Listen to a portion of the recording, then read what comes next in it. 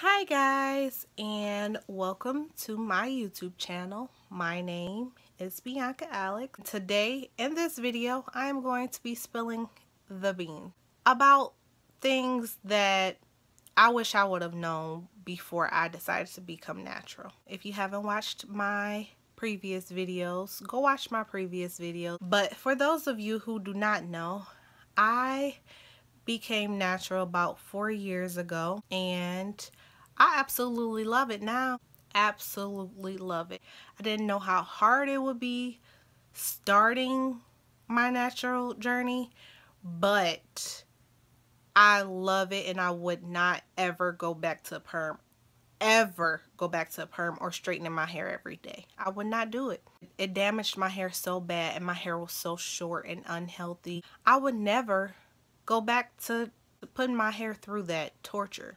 So today I am going to share with you guys the top 10 secrets that naturals do not tell you. Let's jump right into the video. The first secret that they don't tell you is make sure you leave the heat alone. Now, with some naturals, during the tutorials, they'll show you them blow drying their hair or sometimes flat ironing it.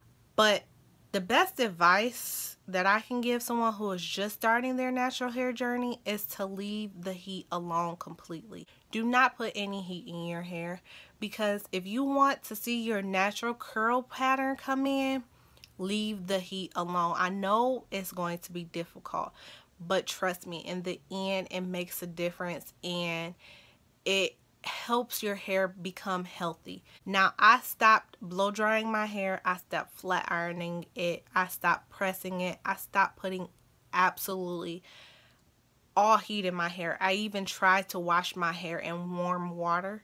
That's the best advice that I can give someone, is just leave the heat alone, because it won't help your curl pattern come in, and your hair is just going to continue to be damaged. Damage isn't just with the perm.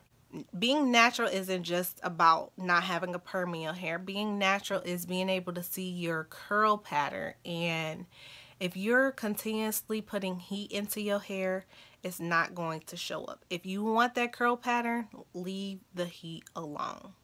The second thing that naturals don't tell you is find the product that is good for your hair type. Now, when I just started my natural hair journey, I used to try to use so many products that just was not for my hair type, and I did not understand whatsoever why these products were not working for my hair. I could not understand it. As the years went by, I started to realize that it's because not all natural hair products are for every hair type. You have to find what your hair needs. If your hair needs a lot of moisture, you have to find a product with a lot of moisture in it. Your hair needs more oil, you need to find products with the best oil, not just what's good for the person that you enjoy watching channel. You have to find the best products for your hair type. It's going to take a while, it's going to take some money, but you have to find what is best for your hair type. That leads into the third tip that I have, which is it is expensive. It is very expensive. I have purchased over the years so many products, I can't even count how many products I've purchased.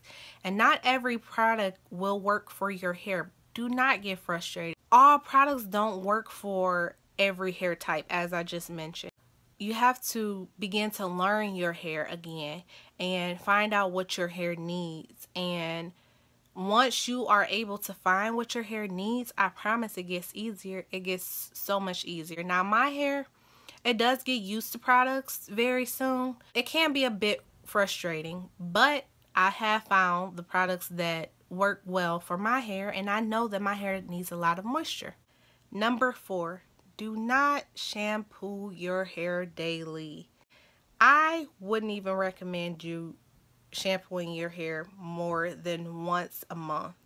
That is because shampoo strips your hair of all of the natural oils that you need in your hair, and it can be very damaging to your hair. Try to find shampoos that are sulfate free, that have oils that's not going to completely strip your hair of all the oils that you need. Because trust me, some of these shampoos will have your hair feeling brittle and dry after you shampoo it. I just have to find what shampoos work best for me, and it's the shampoos that don't have any sulfate in it, that have oils and creams and milks in them. Again, it's going to take some time, but you have to find what's best for your hair. Don't go based off of what everybody likes, because if they don't have the same hair texture as you, it's more than likely not going to work for your hair. Could, but it may not. Which moves me into my next tip, number 5. It takes time. Do you really think that you're able to do these twist outs and braid outs within 20 minutes of the video that you just watched? I'm sorry, but if you have thick hair, if you have long hair, if you have natural hair, period, it's going to take you a long time to do those styles. It normally takes me about an hour to do my hair in the braid out or the twist out, depending on how big or small I want my hair. Because if I want it really small, if I want the braids really small so my curls can be really defined, it's going to take me about an hour and a half to do it. That being said, be patient. Don't give up so easily, because it's going to take time and it can be frustrating, but just be patient with it. Learn your hair. Number 6, practice makes perfect. I cannot say that enough. Practice makes perfect. Do not think that you are going to get that bomb twist out and braid out on your first try. It may come out really well, but don't think that you are going to get it perfect the first time, because it's not, more than likely it's not going to come out perfect that first time. It can be frustrating. You have to practice, because if you don't practice, it won't come out well and you're going to be frustrated. But just keep practicing and don't give up, because trust me, in the end, it's going to be worth it. Which leads me into my 7th tip. Don't try to be perfect. Did you hear me? Don't try to be perfect.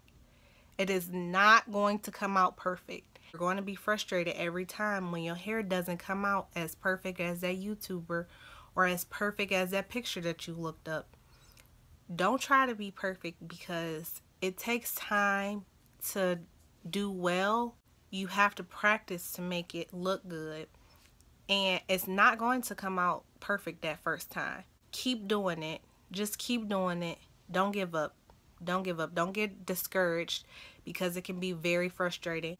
I know when I first started becoming natural, my hair was so stringy and so heat damaged that it just did not look right. I used to get so frustrated. I just never gave up though. I just would try different styles, try different ways of wearing my hair, and eventually I found what looked good for me, and I found a technique that worked for me. So don't give up.